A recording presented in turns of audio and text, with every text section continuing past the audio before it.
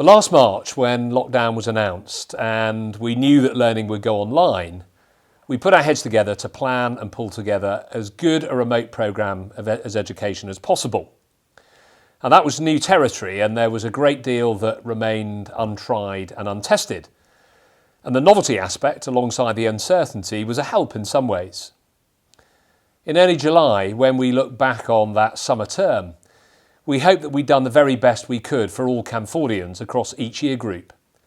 And indeed, every year group and every individual had to face very different challenges and pressures. On the whole, we felt very proud of everything the pupils, the staff and parents had created and achieved together over that challenging time. And of course, while we learned some valuable things, we all hoped that we would not have to confront a similar situation again. Sadly, and to all our frustration and disappointment, that has not been the case. And this time, we've had to get the remote programme up and running in less than 3 days, rather than the 3 weeks that we had last year. In some ways, of course, we already had structures and systems in place, which we could dust off pretty quickly. But other aspects have taken a little longer to organise. However, the wheels are now turning across most aspects of Canford's remote educational programme, and this will continue to gather momentum as each day passes. I would like to thank my colleagues for their excellent efforts in getting the academic programme moving so swiftly, and I know the pastoral and wellbeing support has also been quickly put into place.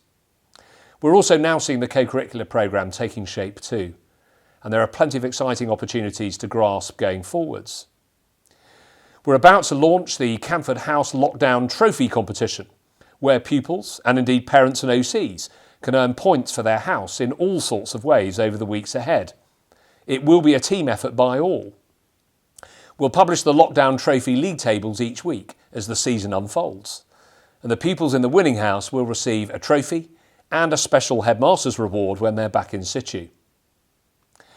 The attached letter provides further insights into what is going on and also some points of information that we need to make after the first week, so please do read it.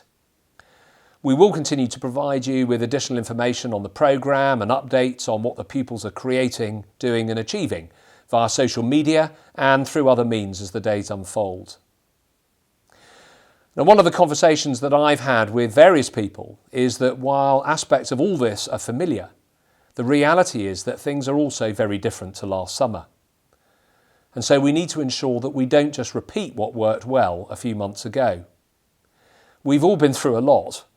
And whilst being back at school last term gave a wonderful boost, our energy and optimism levels are perhaps lower than they were last summer. The novelty has worn off, and we all crave a return to normality like never before. The promise of the vaccination programme holds hope, but the wider picture remains gloomy and oppressive in many ways. It is more important than ever, therefore, that we put our best foot forward and that everyone in the Canford community works as hard as they can to look after and to look out for each other.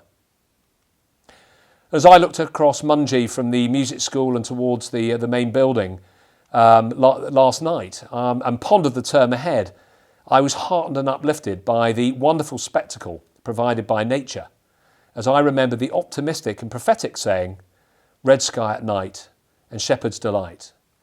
And I'd just like to share these photos with you in that regard. Take care and thank you.